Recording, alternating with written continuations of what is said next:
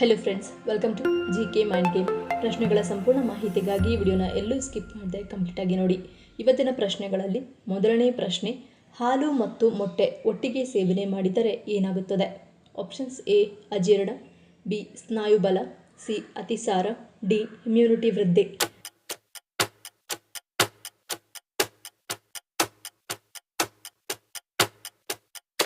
ಸರಿಯಾದ ಉತ್ತರ option B ಸ್ನಾಯುಬಲ. ಮೊಟ್ಟೆ ಮತ್ತು ಹಾಲು ಒಂದೇ ರೀತಿಯ ಪೌಷ್ಟಿಕಾಂಶದ ಮೌಲ್ಯಗಳನ್ನು ಹೊಂದಿದ್ದು ಅವುಗಳನ್ನು ಆರೋಗ್ಯಕರ ಜೋಡಿಯನ್ನಾಗಿ ಮಾಡುತ್ತದೆ. ಮೊಟ್ಟೆಗಳು ಅಮೈನೋ ಆಮ್ಲಗಳಲ್ಲಿ ಹೇರಳವಾಗಿವೆ ಮತ್ತು ಬಹಳಷ್ಟು ಪ್ರಯೋಜನಕಾರಿ ಕೊಬ್ಬುಗಳನ್ನು ಒಳಗೊಂಡಿವೆ. ಮತ್ತೊಂದೆಡೆ ಹಾಲಿನಲ್ಲಿ ಕ್ಯಾಲ್ಸಿಯಂ ಮತ್ತು ಪ್ರೋಟೀನ್ಗಳು ಅಧಿಕವಾಗಿದ್ದು ಇವೆರಡೂ ದೇಹದ ಆರೋಗ್ಯಕ್ಕೆ ಅತ್ಯಗತ್ಯ. ಪ್ರೋಟೀನ್, ಉಪ್ಪು, ಫೋಲೈಟ್, ಸೆಲೆನಿಯಂ ಮತ್ತು ಕ್ಯಾಲ್ಸಿಯಂ ಎಲ್ಲವೂ ಮೊಟ್ಟೆ ಮತ್ತು ಹಾಲಿನಲ್ಲಿ ಹೇರಳವಾಗಿವೆ. ಮೊಟ್ಟೆ ಮತ್ತು ಹಾಲು ಆರೋಗ್ಯಕರ ಸಂಯೋಜನೆಯಾಗಿರುವುದರಿಂದ ನೀವು ಪ್ರತಿದಿನ ಎರಡನ್ನೂ ಸೇವಿಸಬಹುದು. ಆದರೆ ಹಾಲಿನೊಂದಿಗೆ ಸೇವಿಸಿದರೆ ಮೊಟ್ಟೆಗಳನ್ನು ಚೆನ್ನಾಗಿ ತಯಾರಿಸಬೇಕು ಅಥವಾ ಕುದಿಸಬೇಕು. ಹಾಲಿನೊಂದಿಗೆ ಹಸಿ ಮೊಟ್ಟೆಗಳನ್ನು ಸೇವಿಸುವುದರಿಂದ ಅಥವಾ ಮೊಟ್ಟೆಯೊಂದಿಗೆ ಹಸಿ ಹಾಲನ್ನು ಸೇವಿಸುವುದರಿಂದ ನಿಮ್ಮ ದೇಹವು ಹಾನಿಕಾರಕ ಕೊಲೆಸ್ಟ್ರಾಲ್ ಉತ್ಪಾದನೆಯನ್ನು ಉತ್ತೇಜಿಸಬಹುದು. ಇದು ನಿಮ್ಮ ದೇಹದಲ್ಲಿ ಆಹಾರ ವಿಷ, ಬ್ಯಾಕ್ಟೀರಿಯಾದ ಸೋಂಕು ಮತ್ತು ಬಯೋಟಿನ್ ಕೊರತೆಯಂತಹ ಇತರ ಸಮಸ್ಯೆಗಳನ್ನು ಉಂಟುಮಾಡುವುದರ ಜೊತೆಗೆ ಹೊಟ್ಟೆ ಸಮಸ್ಯೆಗಳಿಗೆ ಕಾರಣವಾಗುತ್ತದೆ. ಎರಡನೇ ಪ್ರಶ್ನೆ, ಅಮಾವಾಸ್ಯೆಯಂದು ಮಗು ಹುಟ್ಟುವುದರ ಹಿಂದಿನ ಸೂಚನೆ ಏನು? ಆಪ್ಷನ್ಸ್: ಎ ಅದೃಷ್ಟವಂತರು, ಬಿ ಪೂರ್ವಜರು, ಸಿ ಧೈರ್ಯವಂತರು, ಡಿ ಸಂಕಷ್ಟ.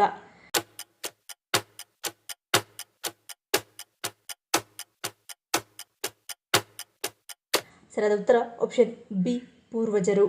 ಅಮಾವಾಸ್ಯೆಯಂದು ಮಗು ಜನಿಸಿದರೆ ಖಂಡಿತ ಶುಭ, ಏಕೆಂದರೆ ನಿಮ್ಮ ಜನ್ಮವು ನಿಮ್ಮ ಹಿಂದಿನ ಜೀವನದ ಸಂಪರ್ಕದಿಂದ ಬಂದಿರುತ್ತದೆ ಅಥವಾ ಹಿಂದಿನ ಜನ್ಮಕ್ಕೆ ಸಂಪರ್ಕ ಹೊಂದಿರುತ್ತದೆ. ಅಂದರೆ ನಿಮ್ಮ ಪೂರ್ವಜರು ತಮ್ಮ ಆಸೆಗಳು ಪೂರೈಸದ ಕಾರಣ ಅದೇ ವಂಶದವರಾಗಿ ಅಮಾವಾಸ್ಯೆಯಂದು ಮರುಜನ್ಮ ಪಡೆಯುತ್ತಾರೆ. ಅಮಾವಾಸ್ಯೆಯಂದು ಮಗು ಜನಿಸಿದರೆ ನಿಮ್ಮ ಕುಟುಂಬದಲ್ಲಿ ಯಾರಾದರೂ ಪೂರ್ವಜನ್ಮ ಪಡೆದುಕೊಂಡಿದ್ದಾರೆ ಎಂದರ್ಥ. ಅವರು ಅಂದುಕೊಂಡಿದ್ದನ್ನು ಪೂರ್ಣಗೊಳಿಸುತ್ತಾರೆ. ಅಮಾವಾಸ್ಯೆಯಂದು ಜನಿಸಿರುವುದರಿಂದ ಅವರು ಹೆಚ್ಚು ಪ್ರಾಬಲ್ಯ ಹೊಂದಿರುತ್ತಾರೆ ಮತ್ತು ಅಮಾವಾಸ್ಯೆಯ ರಾತ್ರಿ ರಾಹುವಿನ ವ್ಯಕ್ತಿತ್ವವು ಹೆಚ್ಚು ಗೋಚರಿಸುತ್ತದೆ. ಹಾಗಾಗಿ ಆ ದಿನ ಹುಟ್ಟಿದವರೆಲ್ಲ ತುಂಬಾ ವ್ಯಕ್ತಿತ್ವವುಳ್ಳವರಾಗಿರುತ್ತಾರೆ. ಮೂರನೇ ಪ್ರಶ್ನೆ, ಬಿಳಿ ವಿಸರ್ಜನೆ ಸಮಸ್ಯೆ ಇರುವ ಮಹಿಳೆಯರಿಗೆ ಯಾವುದು ಉತ್ತಮವಾದ ಔಷಧಿಯಾಗಿದೆ?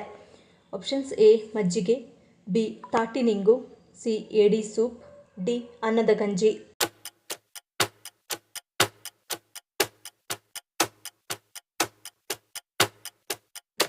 ಸರಿಯಾದ ಉತ್ತರ ಆಪ್ಷನ್ ಡಿ ಅನ್ನದ ಗಂಜಿ. ಮಹಿಳೆಯರನ್ನು ಕಾಡುವ ಈ ಬಿಳಿ ಸ್ರಾವದ ಸಮಸ್ಯೆಯಿಂದ ಪಾರಾಗಬೇಕಾದರೆ ಅನ್ನ ಬಸಿದ ನೀರನ್ನು ಕುಡಿಯಬೇಕು ಎನ್ನುತ್ತಾರೆ ಆಯುರ್ವೇದ ವೈದ್ಯರು. ಅನ್ನ ಬಸಿದ ನೀರು ದೇಹವನ್ನು ಒಳಗಿನಿಂದ ತಂಪಾಗಿಸಲು ಸಹಾಯ ಮಾಡುತ್ತದೆ. ಇದು ದೇಹದ pH ಮಟ್ಟವನ್ನು ಸಮತೋಲನದಲ್ಲಿಡಲು ಸಹಾಯ ಮಾಡುತ್ತದೆ. ಇದು ಯೋನಿಯಲ್ಲಿ ಬ್ಯಾಕ್ಟೀರಿಯಾ ಅಥವಾ ಶಿಲೀಂಧ್ರಗಳ ಸೋಂಕು ಹರಡುವ ಸಾಧ್ಯತೆಗಳನ್ನು ಕಡಿಮೆ ಮಾಡುತ್ತದೆ. ಇದು ಕ್ರಮೇಣ ಬಿಳಿ ವಿಸರ್ಜನೆಯ ಸಮಸ್ಯೆಯನ್ನು ನಿಯಂತ್ರಿಸುತ್ತದೆ.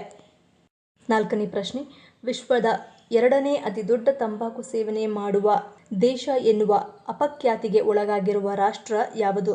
Options: A Iran, B Bangladesh, C Argentina, D Bharat.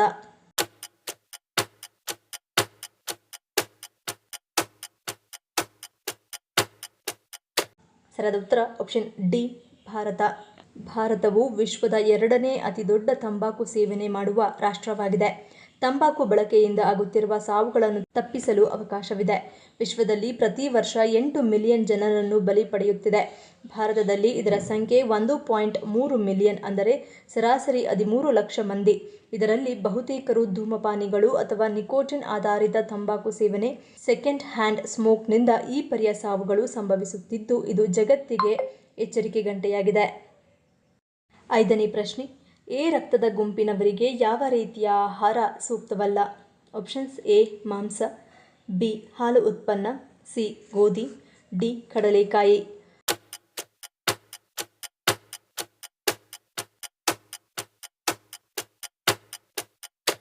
ಸರಿಯಾದ ಉತ್ತರ ಆಪ್ಷನ್ ಎ ಮತ್ತು ಬಿ. ಎ ರಕ್ತದ ಗುಂಪು ಹೊಂದಿರುವವರಿಗೆ ಪ್ರಾಣಿಜನ್ಯ ಅಂದರೆ ಮಾಂಸ ಆಹಾರ ಅಷ್ಟು ದೇಹಕ್ಕೆ ಸೇರುವುದಿಲ್ಲ. ಗೋಧಿ ಭರಿತ ಸಸ್ಯಾಹಾರ ಉತ್ತಮ. ನೀವು ಅನ್ನ, ಓಟ್ಸ್, ಪಾಸ್ತಾ, ಕುಂಬಳಕಾಯಿ ಬೀಜಗಳು, ಪೀನಟ್ಸ್, ಆಪ್ರಿಕಾಟ್ಸ್, ಫಿಗ್ಸ್, ನಿಂಬೆಹಣ್ಣು ಮೊದಲಾದವುಗಳನ್ನು ಸೇವಿಸಬಹುದು. ಎ ಗುಂಪಿನ ರಕ್ತದವರು ಹಾಲು ಉತ್ಪನ್ನಗಳು, ಜೋಳ ಸೇವನೆ ಮಾಡಬಾರದು.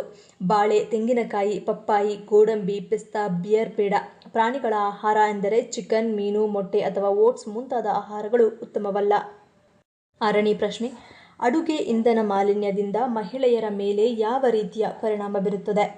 ಆಪ್ಷನ್ಸ್ ಎ ಕಣ್ಣಿನ ಹಾನಿ, ಬಿ ಮೆದುಳಿನ ಸಾಮರ್ಥ್ಯ ಕ್ಷೀಣ, ಸಿ ಆಲ್ಝೈಮರ್, ಡಿ ಮೇಲಿನ ಎಲ್ಲವೂ.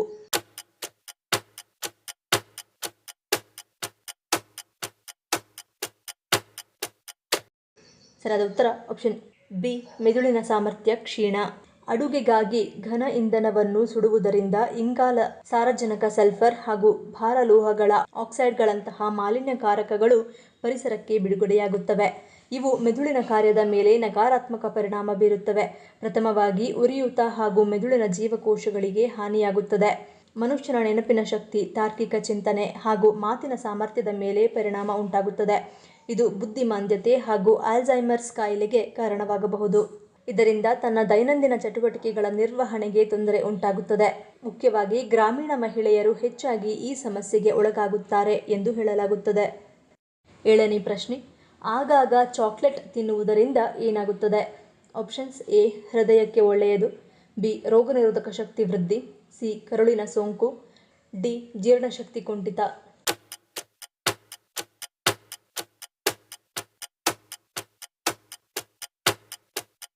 ಸರಿಯಾದ ಉತ್ತರ ಆಪ್ಷನ್ ಎ ಮತ್ತು ಬಿ. ನೀವು ಚಾಕ್ಲೇಟ್ ನಿಯಮಿತವಾಗಿ ತಿನ್ನುವುದರಿಂದ ದೇಹದಲ್ಲಿ ರೋಗನಿರೋಧಕ ಶಕ್ತಿ ಹೆಚ್ಚಳವಾಗುತ್ತದೆ. ಅಲ್ಲದೆ ನಿಯಮಿತವಾಗಿ ಚಾಕ್ಲೇಟ್ ತಿನ್ನುತ್ತಿದ್ದರೆ ದೇಹದಲ್ಲಿ ಕೊಲೆಸ್ಟ್ರಾಲ್ ಮಟ್ಟವನ್ನು ಸಹ ಕಡಿಮೆ ಮಾಡಿಕೊಳ್ಳಬಹುದಾಗಿದೆ. ನೆನಪಿನ ಶಕ್ತಿ ಹೆಚ್ಚಾಗುತ್ತದೆ. ತೂಕವನ್ನು ಇಳಿಸಿಕೊಳ್ಳುವುದಕ್ಕೆ ಇಲ್ಲವೇ ದೇಹದ ತೂಕ ಹೆಚ್ಚಾಗದಂತೆ ಆರೋಗ್ಯವಂತರಾಗಿರುವುದಕ್ಕೂ ಚಾಕ್ಲೇಟ್ ಸಹಕಾರಿಯಾಗಲಿದೆ. ಇನ್ನು ಇದು ಅಚ್ಚರಿ ಎನಿಸಿದರೂ ಚಾಕ್ಲೇಟ್ ಅನ್ನು ನೀವು ಆಗಾಗ ತಿನ್ನುವುದರಿಂದ ದೇಹದ ಆರೋಗ್ಯದ ಜೊತೆಗೆ ಹೃದಯದ ಆರೋಗ್ಯಕ್ಕೂ ಒಳ್ಳೆಯದು. ಒತ್ತಡ ಹಾಗೂ ರಕ್ತದ ಒತ್ತಡವನ್ನು ಕಡಿಮೆ ಮಾಡುವುದಕ್ಕೆ ಇದು ಸಹಕಾರಿಯಾಗಿದೆ. ಅಲ್ಲದೆ ಹೃದಯದ ರಕ್ತ ಚಲನೆಗೂ ಇದು ಸಹಾಯ ಮಾಡುತ್ತದೆ. 8ನೇ ಪ್ರಶ್ನೆ, ಮಧುಮೇಹ ಇರುವವರು ನೇರಳೆ ಹಣ್ಣು ತಿನ್ನುವುದರಿಂದ ಏನಾಗುತ್ತದೆ? ಆಪ್ಷನ್ಸ್ ಎ ರಕ್ತ ಹೆಪ್ಪುಗಟ್ಟುವಿಕೆ, ಬಿ ಸಕ್ಕರೆ ಹೆಚ್ಚಳ, ಸಿ ಮೂತ್ರಪಿಂಡ ಹಾನಿ, ಡಿ ಸಕ್ಕರೆ ನಿಯಂತ್ರಣ.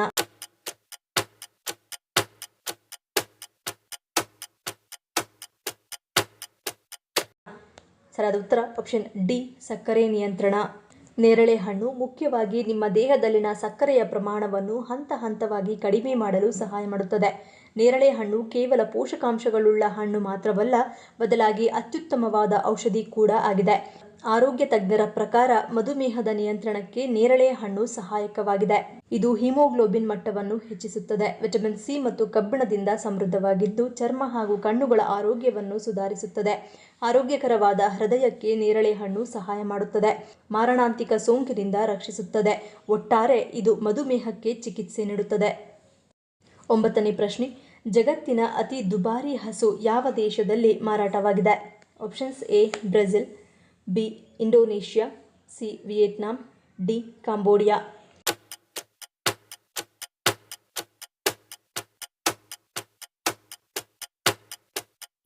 ಸರಿಯಾದ ಉತ್ತರ ಆಪ್ಷನ್ ಎ ಬ್ರೆಜಿಲ್.